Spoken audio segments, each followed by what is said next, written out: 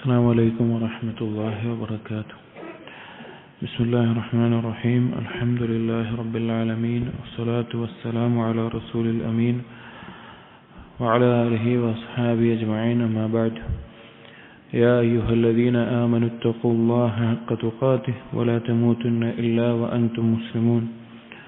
رب اشرح لي صدري ويسر لي أمري واحلل عقدة من لساني يفقهوا قولي. آمين رب العالمين. പ്രിയപ്പെട്ട സത്യവിശ്വാസികളെ, വിശുദ്ധ ഖുർആനിൽ യാ അയ്യുഹല്ലദീന ആമനു എന്നാരംഭിക്കുന്ന ആയത്തുകളുടെ തഫ്സീറിൽ അടുത്ത ആയത്ത് സൂറത്തുൻ നിസായിലെ 43-ാമത്തെ ആയത്താണ്. സൂറത്തുൻ നിസായിലെ 43-ാമത്തെ ആയത്ത്. അഊദു ബില്ലാഹി മിനശ് ശൈത്വാനിർ റജീം. യാ അയ്യുഹല്ലദീന ആമനു ലാ തഖറബുസ് സ്വലാത വഅൻതും സുകാറാ ഹത്താ തഅലമൂ മാ തഖൂലൂൻ. അല്ലാഹു സുബ്ഹാനഹു വ തആല സത്യവിശ്വാസികളെ വിളിച്ചുകൊണ്ട് പറയുകയാണ്, മുഅ്മിനീങ്ങളെ, ലാ തഖറബുസ് സ്വലാത വഅൻതും സുകാറാ, നിങ്ങൾ ലഹരി ബാധിച്ചവരായിക്കൊണ്ട് നിങ്ങൾ നിസ്കാരത്തെ സമീപിക്കരുത്. ഹത്താ തഅലമൂ മാ തഖൂലൂൻ, നിങ്ങൾ എന്താണ് പറയുന്നത് എന്ന് നിങ്ങൾക്ക് മനസ്സിലാവാത്തൊരവസ്ഥയിൽ. വലാ ജുനുബൻ, അതുപോലെ തന്നെ ജനാബത്തുകാരനായിട്ടും നിങ്ങൾ നിസ്കരിക്കരുത്. ഇല്ല ആബിരി സബീലിൻ, മസ്ജിദിലൂടെ എന്തെങ്കിലും ഒരു ആവശ്യത്തിന് നടക്കേണ്ടി വരിക എന്നല്ലാതെ നിസ്കാരത്തിലേക്കോ മസ്ജിദിലേക്കോ നിങ്ങൾ ജനാബത്തുകാരനായി വരരുത്. ഹത്താ തഗ്തസിലു, നിങ്ങൾ കുളിക്കുന്നത് വരെ, അഥവാ വലിയ ശുദ്ധിയിൽ നിന്ന് കുളിച്ച് ശുദ്ധിയാകുന്നവരെ. വഇൻ കുൻതും മർളാ, ഇനി നിങ്ങൾ രോഗിയാണ് എങ്കിൽ, ഔ അലാ സഫരിൻ, അല്ലെങ്കിൽ എന്തെങ്കിലും ഒരു യാത്രയിലാണ് എങ്കിൽ, ഔ ജാഅ അഹദും മിൻകും മിനൽ ഗായിത്, അല്ലെങ്കിൽ മൂത്രിക്കുകയോ കാഷ്ടിക്കുകയോ ചെയ്ത് അശുദ്ധിക്കാരനായി, ഔ ലാമസ്തുമുൻ നിസാ, അല്ലെങ്കിൽ സ്ത്രീകളുമായി ശാരീരിക ബന്ധത്തിൽ ഏർപ്പെട്ട് നിങ്ങൾ അശുദ്ധിക്കാരനായി എങ്കിൽ, ഫലം തജിദൂ മാഅൻ, എന്നിട്ട് നിങ്ങൾ വെള്ളം അന്വേഷിച്ച് നിങ്ങൾക്ക് വെള്ളം കിട്ടിയില്ല എങ്കിൽ, ഫതയമ്മമു, നിങ്ങൾ തയമ്മം ചെയ്യുക. സഈദൻ ത്വയ്യിബ, ശുദ്ധിയുള്ള മണ്ണുപയോഗിച്ച്. ഫംസഹൂ ബിവുജൂഹിക്കും വഅയ്ദീക്കും, നിങ്ങൾ നിങ്ങളുടെ മുഖവും നിങ്ങളുടെ കൈകളും അതുകൊണ്ട് തടവുക. ഇന്നല്ലാഹ കാന അഫുവൻ ഗഫൂറാ, അല്ലാഹു തആല ധാരാളം വിട്ടുവീഴ്ച ചെയ്യുന്നവനും പാപങ്ങൾ പുറത്തു നൽകുന്നവനുമാണ്. പ്രധാനമായും രണ്ട് കാര്യങ്ങളാണ് ഈ ആയത്തിലൂടെ അല്ലാഹു സുബ്ഹാനഹു വ തആല പഠിപ്പിക്കുന്നത്. ഒന്നാമത്തേത്, സത്യവിശ്വാസികളെ വിളിച്ചു പറഞ്ഞു, ലാ തഖ്റബുസ് സ്വലാത വഅൻതും സുകാറാ ഹത്താ തഅലമൂ മാ തഖൂലൂൻ, നിങ്ങൾ എന്താണ് പറയുന്നത് എന്ന് നിങ്ങൾക്ക് മനസ്സിലാകാത്ത ഒരവസ്ഥയിൽ, ലഹരി ബാധിച്ച അവസ്ഥയിൽ നിങ്ങൾ നിസ്കാരത്തിലേക്ക് അടുക്കരുത്, നിസ്കരിക്കരുത്, മസ്ജിദിലേക്ക് വരരുത്. മദ്യം എന്നുള്ളത് ലഹരി ബാധിപ്പിക്കുന്ന പ്രധാനമായും മദ്യം, അതുപോലെ അന്ന് നബി സല്ലല്ലാഹു അലൈഹി വസല്ലം കാലത്ത് വ്യാപകമായി ഉണ്ടായിരുന്നായിരുന്നു. പഴച്ചാറുകളിൽ നിന്ന്, ഗോതമ്പിൽ നിന്ന്, അതുപോലെ തന്നെ മുന്തിരിയിൽ നിന്നെല്ലാം മദ്യമുണ്ടായിക്കൊണ്ട് അതിന്റെ ലഹരി ഉപയോഗിക്കുക എന്നുള്ളത്, കുടിക്കുക എന്നുള്ളത് അന്ന് വളരെയധികം വ്യാപിച്ചിരുന്നായിരുന്നു. ഇസ്ലാം ആദ്യകാലത്ത് തന്നെ ഒറ്റയടിക്ക് മദ്യം വിരോധിച്ചിട്ടില്ല.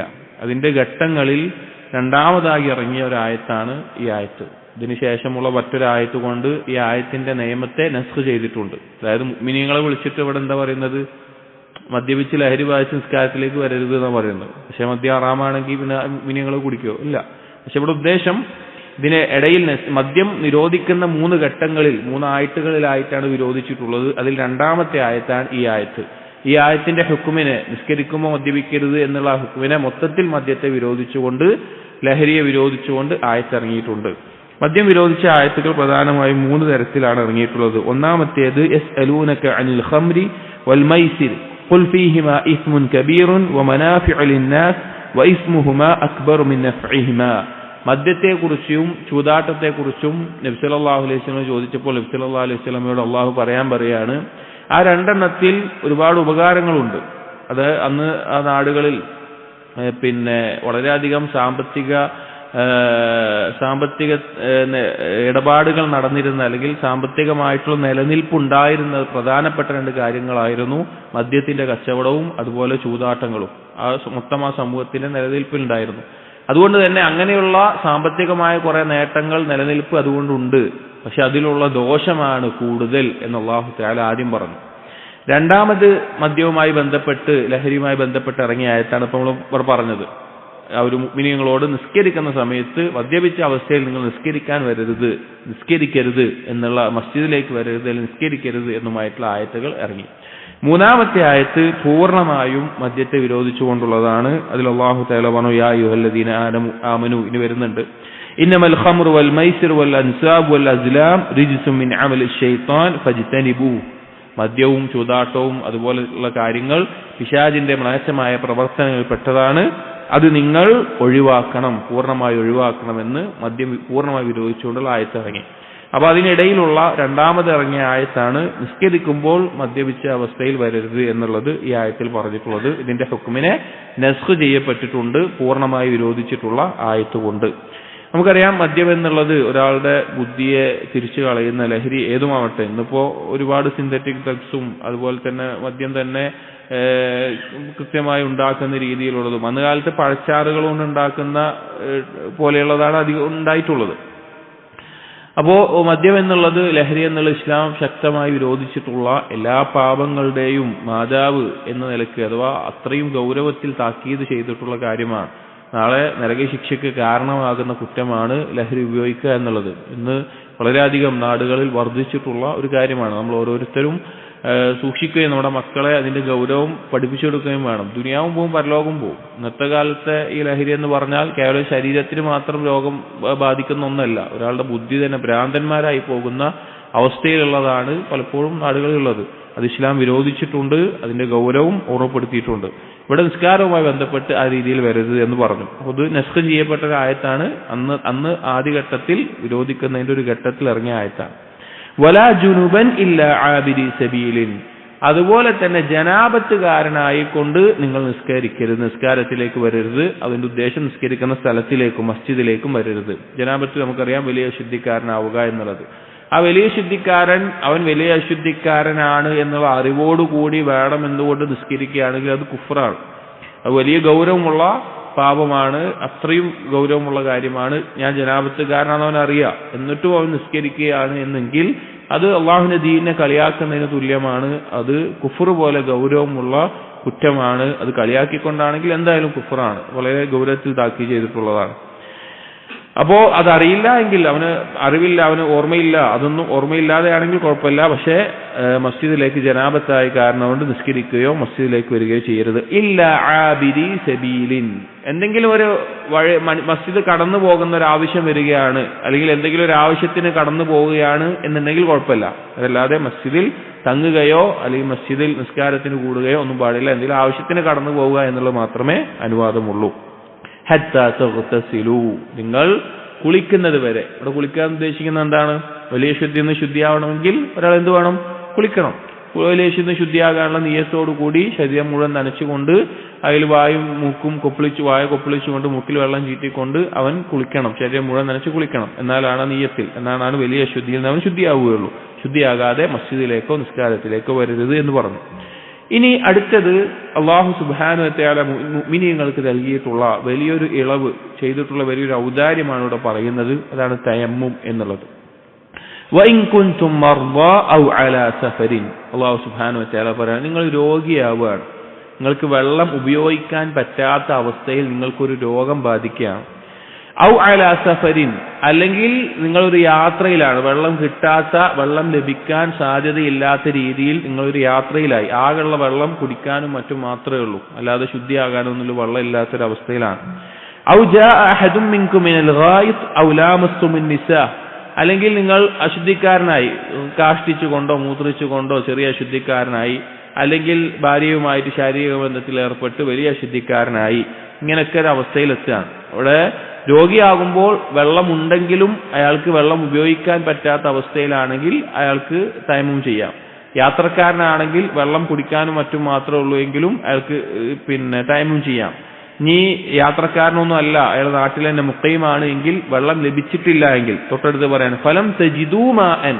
അപ്പൊ ശുദ്ധിയാകേണ്ട ഒരു സന്ദർഭത്തിൽ നിസ്കാരത്തിന്റെ സമയമായി, ശുദ്ധിയാകാൻ വെള്ളമില്ല, നിങ്ങൾ അന്വേഷിച്ചു, വെള്ളം തേടി, നിങ്ങൾ നോക്കി, കിട്ടാൻ വല്ല വഴിയുണ്ടോ നോക്കി, ഒരു വഴിയില്ല, വെള്ളം കിട്ടുന്നില്ല, വെള്ളമില്ലാത്ത ഒരു സന്ദർഭത്തിലാണ് എങ്കിൽ ഫതയമ്മമു സഈദൻ ത്വയ്യിബാ, ശുദ്ധിയുള്ള മണ്ണ് കൊണ്ട് നിങ്ങൾക്ക് തയമ്മും ചെയ്യാവുന്നതാണ്.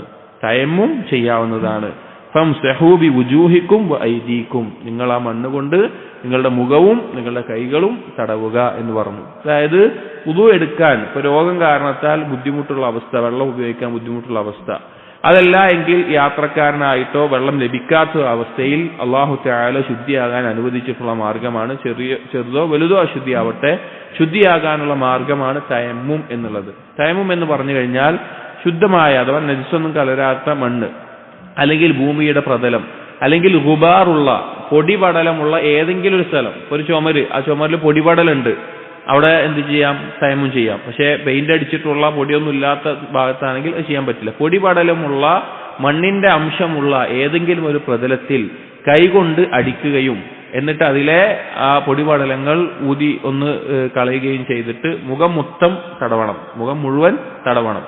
അതിനുശേഷം വലത്തേ കൈകൊണ്ട് ഇടത്തേ കഫും ഇടത്തേ കൈകൊണ്ട് വലത്തേ കഫും അഥവാ കൈപ്പത്തി മുകളിലൂടെ തടവുക. അതാണ് തയമ്മുമിന്റെ രൂപം. ചില പണ്ഡിതന്മാർ മുട്ടുൾപ്പെടെ തടവുക എന്ന് മദ്ഹബിന്റെ ഇമാമിങ്ങളിലെല്ലാം അഭിപ്രായം കാണാം. പക്ഷെ ഹദീസിൽ നമുക്ക് മനസ്സിലാക്കുന്നത് നബി സല്ലല്ലാഹു അലൈഹി വസല്ലമ കൈപ്പത്തിയുടെ മേലെ തടവിയതിൽ അത് മതിയായതാണ് എന്ന് പറഞ്ഞത് ഹദീസിൽ കാണാം. അപ്പൊ ഇതാണ് തയമ്മുമിന്റെ രൂപം. ഇനി ആദ്യം കൈ തടവിയാലും രണ്ടാമത് മുഖം തടവിയാലും അതും ശരിയാണ്, രണ്ടും ഹദീസിൽ വന്നിട്ടുണ്ട്. അങ്ങനെ ചെയ്താൽ അവൻ അശുദ്ധിയിൽ നിന്ന് ശുദ്ധിയാകും. അത് ചെറിയ അശുദ്ധിയാവട്ടെ വലിയ അശുദ്ധിക്കും ഇതുപോലെ മതിയായതാണ് എന്നാണ് ഹദീസുകളിൽ നിന്ന് നമുക്ക് മനസ്സിലാകുന്ന കാര്യം. അപ്പോൾ വളരെ വലിയൊരു ഇളവാണ് നൽകിയിട്ടുള്ളത്. വെള്ളം ലഭിക്കാത്ത സന്ദർഭത്തിൽ, രോഗിയാണെങ്കിൽ വെള്ളമുണ്ടെങ്കിലും ഉപയോഗിക്കാൻ ബുദ്ധിമുട്ടാണെങ്കിൽ ആ രോഗിക്ക് തയമ്മും ചെയ്യാം.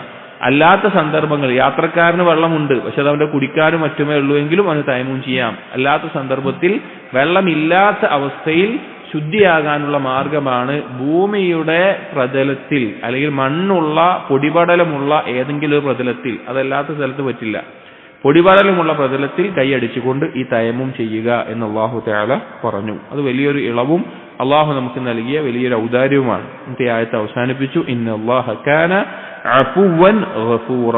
അല്ലാഹു സുബ്ഹാനഹു വ തആല അങ്ങേയറ്റം വിട്ടുവീഴ്ച ചെയ്യുന്നവനാണ്, അഫുവാൻ, ഗഫൂറാണ്, പാപങ്ങൾ പുറത്തു നൽകുന്നവനാണ് എന്ന് അല്ലാഹു സുബ്ഹാനഹു വ തആല പറഞ്ഞിരിക്കുന്നു. അപ്പൊ ഈ ആയത്തിൽ രണ്ട് കാര്യങ്ങളാണ്. ഒന്ന്, ലഹരി ബാധിച്ചവരായിക്കൊണ്ട് നിസ്കാരത്തിലേക്ക് വരരുത്, അത് നസ്ഖ് ചെയ്യപ്പെട്ടിട്ടുള്ള ഒരായത്താണ്. മദ്യം, ലഹരി പൂർണ്ണമായും ഇസ്ലാമിൽ ഹറാമാക്കിയിട്ടുണ്ട്. രണ്ട്, ജനാബത്തുകാരനാവുകയോ അശുദ്ധിക്കാരനാവുകയോ ചെയ്ത് വെള്ളം ലഭിച്ചില്ല എങ്കിൽ തയമ്മും ചെയ്യാനുള്ള കൽപ്പനയാണ്. അത് വെള്ളം ഉപയോഗിക്കാൻ പറ്റാത്ത അവസ്ഥയിൽ രോഗികൾക്ക് വെള്ളം ഉണ്ടെങ്കിലും അവർക്ക് തയമ്മും ചെയ്യാം. അല്ലാത്ത സന്ദർഭത്തിൽ വെള്ളം ഇല്ലാത്തപ്പോൾ മാത്രമേ തയമ്മും ചെയ്യാൻ പറ്റുകയുള്ളൂ. വെള്ളം ഉണ്ടായിട്ട് ഒരാൾക്ക് തയമ്മും ചെയ്യൽ അനുമതിയല്ല, ശരിയാവുകയില്ല. അടുത്ത ആയത്ത് സൂറത്തുൻ നിസായിലെ 59-ാമത്തെ ആയത്താണ്. യാ അയ്യുഹല്ലദീന ആമനൂ അطീഉല്ലാഹ വഅطീഉർ റസൂൽ വഉലിൽ അംരി മിൻകും ഫഇൻ തനാസഅതും ഫീ ഷൈഇൻ ഫറുദ്ദൂഹു ഇലല്ലാഹി വർ-റസൂൽ ഇൻ കുൻതും തുഅ്മിനൂന ബില്ലാഹി വൽ യൗമിൽ ആഖിർ ദാലിക ഖൈറുൻ വഅഹ്സനു തഅ്വീല. ദീനിന്റെ അടിസ്ഥാനമായിട്ടുള്ള ചില കാര്യങ്ങൾ പഠിപ്പിക്കുന്ന ആയത്താണ് ഈ ആയത്ത്. ഇതിൽ അല്ലാഹു സുബ്ഹാനഹു വ തആല മുഅ്മിനീങ്ങളെ വിളിച്ച് പറയാണ്, അത്തീഉല്ലാഹ്, നിങ്ങൾ അല്ലാഹുവിനെ അനുസരിക്കണം, വഅതീഉർ റസൂൽ, റസൂലിനെ അനുസരിക്കണം, വഉലിൽ അംരി മിൻകും, നിങ്ങളുടെ കാര്യങ്ങൾ ഏൽപ്പിക്കപ്പെട്ടിട്ടുള്ള ആളുകളെയും അനുസരിക്കണം. ഈ മൂന്നെണ്ണം ദീനിന്റെ അടിസ്ഥാനങ്ങളാണ്.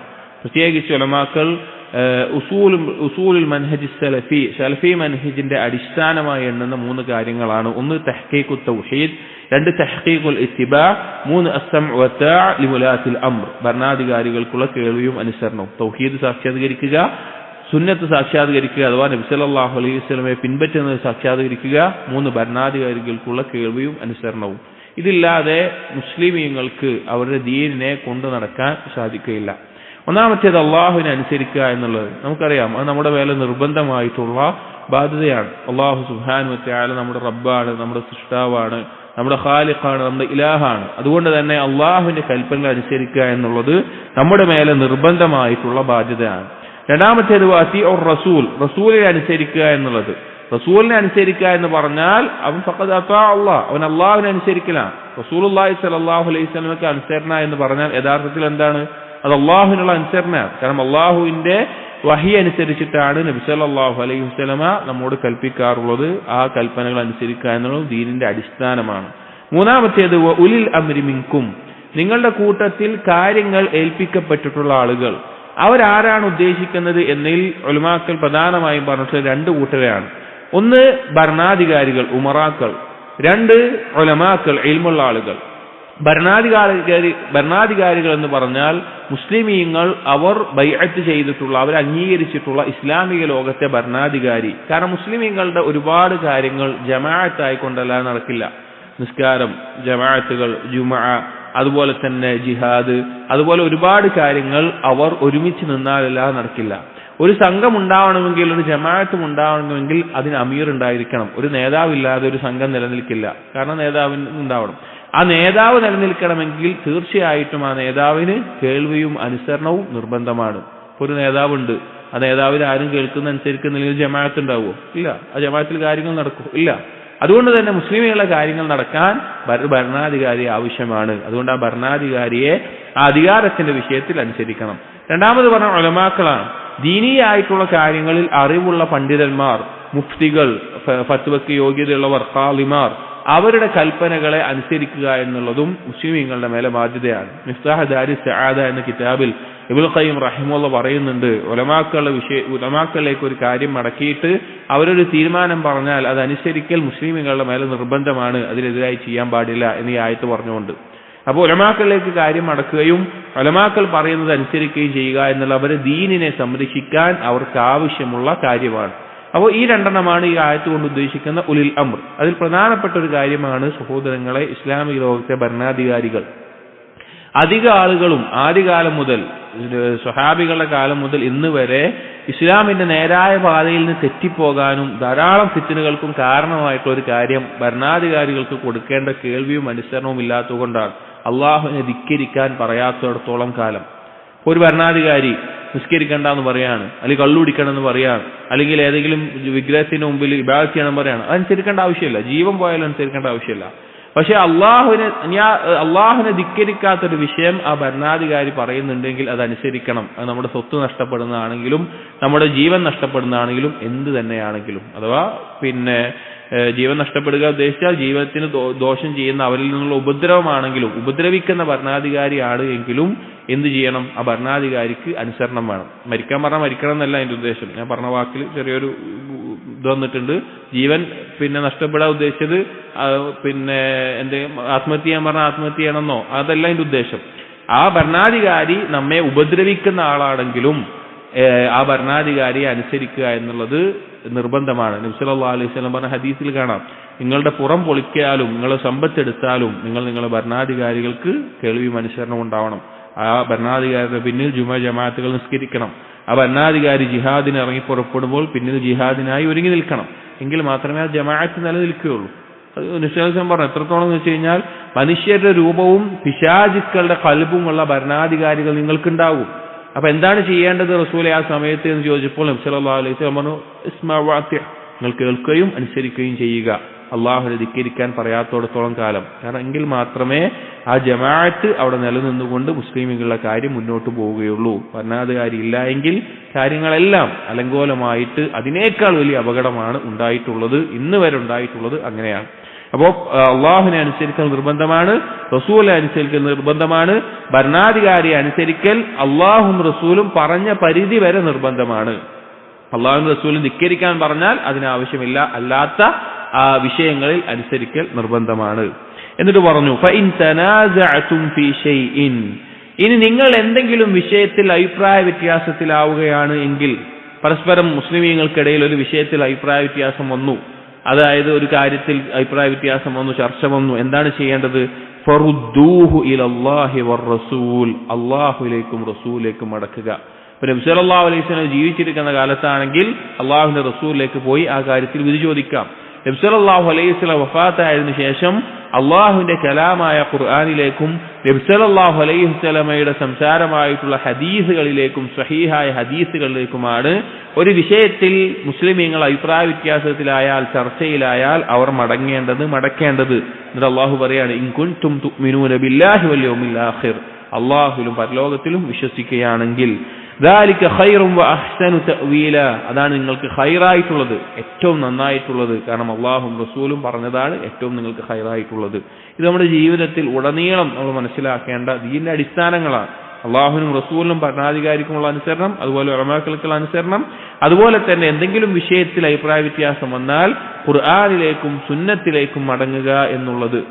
അതാണ് ഒരു മുസ്ലിം ചെയ്യേണ്ട, അള്ളാഹുവിലും പരലോകത്തും വിശ്വസിക്കുന്ന ഏതൊരു മുസ്ലിം ചെയ്യേണ്ട കാര്യം.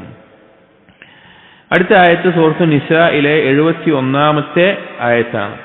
അതിൽ അല്ലാഹു സുബ്ഹാനഹു വ തആല പറയുന്നു, യാ അയ്യുഹല്ലദീന ആമനൂ ഖുദൂ ഹിദ്റകും ഫൻഫിറൂ സുബാത്തിൻ അവ ഇൻഫിറൂ ജമീഅ. അല്ലാഹു സുബ്ഹാനഹു വ തആല യുദ്ധവുമായി ബന്ധപ്പെട്ട്, ജിഹാദുമായി ബന്ധപ്പെട്ട് പറഞ്ഞിട്ടുള്ള ഒരായത്താണ്. മുഅ്മിനീങ്ങളെ വിളിച്ചുകൊണ്ട് പറഞ്ഞു, ഖുദൂ ഹിദ്റകും, നിങ്ങൾ ജാഗ്രത പുലർത്തുക. അഥവാ നിങ്ങളുടെ ശത്രുക്കളായിട്ടുള്ള കുഫാറുകൾ, മുശ്രിക്കീങ്ങൾ, അവർ നിങ്ങളെ പെട്ടെന്ന് ആക്രമിക്കുന്നതിനെ, നിങ്ങളുമായി യുദ്ധം ചെയ്യുന്നതിനെ, പെട്ടെന്ന് എന്തെങ്കിലും ഒരു ഉപദ്രവം വരുത്തുന്നതിനെ നിങ്ങൾ ജാഗ്രത സൂക്ഷിക്കണം. അതിനുള്ള തയ്യാറെടുപ്പുകൾ നിങ്ങൾ എടുക്കണം. എന്നിട്ട് പറഞ്ഞു, ഫൻഫിറൂ സുബാത്തിൻ, നിങ്ങൾ ഓരോ സംഘങ്ങളായിട്ടോ യുദ്ധത്തിന് പുറപ്പെടുമ്പോൾ ഓരോ സംഘങ്ങളായിട്ടോ, അവൻഫിറൂ ജമീഅൻ, മൊത്തമായിട്ടോ നിങ്ങൾ യുദ്ധത്തിന് പുറപ്പെടുക എന്ന് അല്ലാഹു സുബ്ഹാനഹു വ തആല പറഞ്ഞു. അതായത് ഇസ്ലാമിക ലോകത്ത് ഭരണാധികാരിക്ക് കീഴിൽ ഇസ്ലാമിക സമൂഹമുണ്ട് എങ്കിൽ അവർക്കെതിരെ ശത്രുക്കൾ യുദ്ധത്തിന് വരികയാണെങ്കിൽ തിരിച്ചു പോരാടണം. അത് മുസ്ലിമീങ്ങളുടെ മേലെ ബാധ്യമായിട്ടുള്ള കാര്യമാണ്. ജിഹാദ് ദീനിന്റെ ഉന്നതമായിട്ടുള്ള അമലാണ്, വളരെ ശ്രേഷ്ഠമായിട്ടുള്ള കാര്യമാണ്. അത് മുസ്ലിമീങ്ങളുടെ മേലെ നിർബന്ധ ബാധ്യതയാണ്. ഈ ആയത്തിൽ അല്ലാഹു സുബ്ഹാനഹു വ തആല ആദ്യം പറഞ്ഞത് ഖുദൂ ഹിദ്റകും എന്നാണ്, നിങ്ങൾ ജാഗ്രത പുലർത്തുക എന്നാണ്. അഥവാ യുദ്ധത്തിന് അവരുടെ അക്രമം വരികയാണെങ്കിൽ അതിനാവശ്യമായിട്ടുള്ള തയ്യാറെടുപ്പ് എടുക്കണം. അപ്പൊ നമുക്ക് കാണാം, ചരിത്രത്തിൽ കോട്ടകൾ പണിതിട്ടുള്ളത് കാണാം, ഖന്ദക്ക്, ശത്രുക്കൾ വരുന്നത് തടയാൻ വേണ്ടി കിടങ്ങു കുഴിച്ചത് കാണാം, അതുപോലെ യുദ്ധത്തിന് ഇറങ്ങുമ്പോൾ പടച്ചട്ടയും എല്ലാം ധരിച്ചിറങ്ങിയത് കാണാം. നബി സല്ലല്ലാഹു അലൈഹി വസല്ലം പോലും ഈ ആയത്ത് വെച്ചുകൊണ്ട് പണ്ഡിതന്മാർ പറയാറുണ്ട്, ഏതൊരു കാര്യത്തിനും അള്ളാഹുവിൽ ബരമേൽപ്പിക്കുമ്പോൾ തന്നെ ഭൗതികമായിട്ടുള്ള കാരണങ്ങൾ എന്താണോ പഠിപ്പിച്ചിട്ടുള്ളത് അത് സ്വീകരിക്കണമെന്ന്. വേറൊരു ആയത്ത് കാണാം, വഅഇദ്ദൂ ലഹും മസ്തതഅ്തും മിൻ ഖുവ്വത്തിൻ, നിങ്ങളുടെ ശക്തിയിൽ നിന്ന് നിങ്ങൾക്ക് കഴിയുന്ന കാര്യങ്ങളെല്ലാം ഒരുക്കുക എന്ന് അല്ലാഹു തആല പറഞ്ഞത് കാണാം. അതായത് യുദ്ധത്തിന് ഇറങ്ങുമ്പോൾ ഞാൻ അല്ലാഹു തവക്കൽ ചെയ്ത ആളാണ്, എനിക്കൊന്നും വേണ്ട, ഒന്നും ചെയ്യേണ്ട, വാളും വേണ്ട, പരിചയം വേണ്ട, അല്ലെങ്കിൽ വാഹനം വേണ്ട, ഒന്നും വേണ്ട, അങ്ങനെയാണോ ചെയ്യേണ്ടത്? അല്ല. അല്ലാഹു സുബ്ഹാനഹു വ തആല പറഞ്ഞത് ഭൗതികമായ കാരണങ്ങൾ എന്തൊക്കെയാണോ അത് നിങ്ങൾ സ്വീകരിക്കുകയും എന്നിട്ട് അള്ളാഹു പരിപൂർണമായിട്ട് തവക്കുൽ ചെയ്യുകയും വേണം. ഹദീസിലും ഈ ആശയം കാണാം, ഇഹ്രിസ് അലാ മാ യൻഫഉക വസ്തഇൻ ബില്ലാഹ്, നിനക്ക് ഉപകാരമുള്ള കാര്യങ്ങളിൽ അല്ലാഹു സുബ്ഹാനഹു വ തആലയിൽ നീ ബരമേൽപ്പിക്കുക.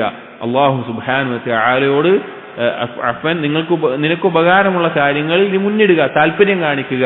വസ്തഇൻ ബില്ലാഹ്, അതിൽ അള്ളാഹുവിനോട് സഹായം ചോദിക്കുകയും ചെയ്യുക. അപ്പൊ ഏതൊരു കാര്യം ചെയ്യുകയാണെങ്കിലും അതിനുള്ള അസ്ബാബുകളെ, കാരണങ്ങളെ ഉപയോഗപ്പെടുത്തുക എന്നുള്ളത് പ്രോത്സാഹിപ്പിക്കപ്പെട്ടിട്ടുള്ളതാണ്. നബി സല്ലല്ലാഹു അലൈഹി വസല്ലമക്ക് പ്രത്യേകം പരിചയം ഉണ്ടായിരുന്നു. പരിചയം എന്ന് പറഞ്ഞാൽ എന്താ, വസ്ത്രം അമ്പും മറ്റും തറക്കാതിരിക്കാൻ ഇടുന്ന അതുപോലെ വസ്ത്രം അല്ല പരിചയമൊന്നുമില്ലേ? പരിചയം ഇങ്ങനെ തടയുന്ന സാധനമൊന്നുമില്ല. പടയങ്കി ഉണ്ടായിരുന്നു. നബി സല്ലല്ലാഹു അലൈഹി വസല്ലം പടയങ്കിയുടെ വിശേഷണങ്ങളൊക്കെ ശമായിൽ നബി പോലുള്ള കിതാബുകൾ പ്രത്യേകം കൊടുത്തിട്ടുണ്ട്. നബി സല്ലല്ലാഹു അലൈഹി വസല്ലമക്ക് ഉണ്ടായിരുന്നു. അതുപോലെ നബി സല്ലല്ലാഹു അലൈഹി വസല്ലം വാളുകൾ ഉണ്ടായിരുന്നു, പലതരത്തിലുള്ള വാളുകൾ, ഓരോന്നിനും ഓരോ പേരുകളായിട്ട് പലതരത്തിലുള്ള വാളുകൾ ഉണ്ടായിരുന്നു. വെള്ളിയുടെ പിടിയുള്ള വാളുകൾ ഉണ്ടായിരുന്നു നബി സല്ലല്ലാഹു അലൈഹി വസല്ലമക്ക് എന്നൊക്കെ ഹദീസുകൾ വന്നിട്ടുണ്ട്. അതുപോലെ തന്നെ ബാക്കിയുള്ള രീതിയിൽ ഖന്ദക്ക് കുഴിച്ചതൊക്കെ എന്താണ്? തയ്യാറെടുപ്പാണ്, ശത്രുക്കൾ വരാതിരിക്കാനുള്ള മാർഗം നബി സല്ലല്ലാഹു അലൈഹി വസല്ലം സ്വഹാബികളുമായി കൂടി ആലോചിച്ച് ചെയ്യാറുണ്ടായിരുന്നു. അപ്പൊ അങ്ങനെയുള്ള കാര്യങ്ങൾ ഏത് മേഖലയിൽ, ഇപ്പൊ നമ്മൾ ദഅവത്തിന്റെ മേഖല ഇറങ്ങുകയാണെങ്കിൽ ഭൗതികമായിട്ടുള്ള സബബുകൾ ഉപയോഗിക്കുക എന്നുള്ളത് അനുവദനീയമായിട്ടുള്ള കാര്യമാണ്, അത് ചെയ്യണം. അതോടൊപ്പം അല്ലാഹു സുബ്ഹാനഹു വ തആലയിൽ പൂർണ്ണമായി തവക്കുൽ ചെയ്യുകയും വേണം. ഇതുകൊണ്ടാണ് നമ്മൾ രക്ഷപ്പെടുക, ഇതുകൊണ്ടാണ് വിജയിക്കുക. ആളുകളുടെ ബലം കൊണ്ടോ അല്ലെങ്കിൽ ഒരുപാട് സൗകര്യങ്ങൾ കൊണ്ടാണോ ജയിച്ചിരിക്കുന്നത്? അല്ല. ഇസ്ലാമിൽ ഒരു യുദ്ധം അങ്ങനെ ജയിച്ചിട്ടില്ല. ബദ്റോ അതിനുശേഷം നടന്നിട്ടുള്ള ഏതെങ്കിലും ഒരു യുദ്ധം ഖന്ദക്ക് ഒഴിച്ചുകൊണ്ടാണ് രക്ഷപ്പെട്ടത്? അല്ല. അല്ലാഹു സുബ്ഹാനഹു വ തആല പ്രത്യേകം കാറ്റിനെ അയച്ച് അവരുടെ ഉള്ളിൽ പേടിപ്പിച്ചിട്ടാണ് ബദ്റിൽ മലക്കുകൾ ഇറങ്ങിയത്. അതിന് ഓരോ യുദ്ധത്തിലും ഇസ്ലാമിൽ കുറവായിരുന്നു. മറ്റ് ശത്രുക്കളെ വെച്ച് നോക്കുകയാണെങ്കിൽ ആയുധങ്ങളാവട്ടെ, അംഗബലമാവട്ടെ, വാഹനങ്ങളാവട്ടെ മുസ്ലിമുകൾക്ക് കുറവായിരുന്നു. പക്ഷേ അള്ളാഹുൽ പൂർണ്ണമായ തവക്കുൽ അവർക്കുണ്ടായിരുന്നു. പക്ഷേ ഒന്നും ഒരുങ്ങാതെ അവർ പോയിട്ടില്ല.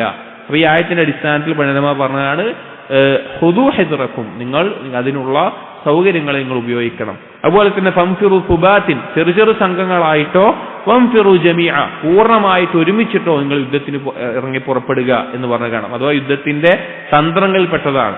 ഓരോ ഭാഗത്ത് ഓരോ സംഘങ്ങളായിട്ട് നിർത്തുന്നതും അതല്ലാതെയും എല്ലാം ഓരോ തന്ത്രങ്ങളുണ്ട്. ഇപ്പൊ ഖാലിദ് ഇബ്നു വലീദ് റളിയല്ലാഹു അൻഹു യുദ്ധമെന്ന് എനിക്ക് ഓർമ്മയില്ല, ആ യുദ്ധത്തിൽ വളരെയധികം തന്ത്രം ഉപയോഗിച്ച കാര്യങ്ങളൊക്കെ കാണാം. മുന്നിലുള്ള ആളുകളെ പിന്നോട്ട് ആക്കുന്നതും അവിടുന്ന് അടുത്ത ആളുകളെ മുന്നോട്ട് കൊണ്ടുവന്ന് പുതിയ ആളുകൾ വന്നിട്ടുണ്ട് എന്ന് തോന്നിപ്പിക്കുകയും അങ്ങനെ ശത്രുക്കളെ പേടിപ്പിക്കുകയും എല്ലാം ചെയ്ത യുദ്ധത്തിൻ്റെതായ തന്ത്രങ്ങളുണ്ട്. അങ്ങനെയൊക്കെ ഉപയോഗിക്കാവുന്നതാണ് എന്ന് ഈ ആയത്തിന്റെ അടിസ്ഥാനത്തിൽ നമുക്ക് മനസ്സിലാക്കാം. അപ്പോൾ അസ്ബാബുകളെ, ഭൗതികമായിട്ടുള്ള കാരണങ്ങളെ ഉപയോഗിക്കുകയും അതുപോലെ തന്നെ പൂർണ്ണമായി അള്ളാഹുവിൽ ഭരമേൽപ്പിക്കുകയും ചെയ്യണം എന്ന് ഈ ആയത്തിന്റെ അടിസ്ഥാനത്തിൽ മനസ്സിലാക്കാം. സുബ്ഹാനക്കല്ലാഹുമ്മ വബിഹംദിക് അഷ്ഹദു അൻ ലാ ഇലാഹ ഇല്ലാ അൻത അസ്തഗ്ഫിറുക വഅതൂബു ഇലൈക് വസല്ലല്ലാഹു അലാ നബിയിന മുഹമ്മദിൻ വഅലാ ആലിഹി വഅസ്ഹാബിഹി അജ്മഈൻ വൽഹംദുലില്ലാഹി റബ്ബിൽ ആലമീൻ.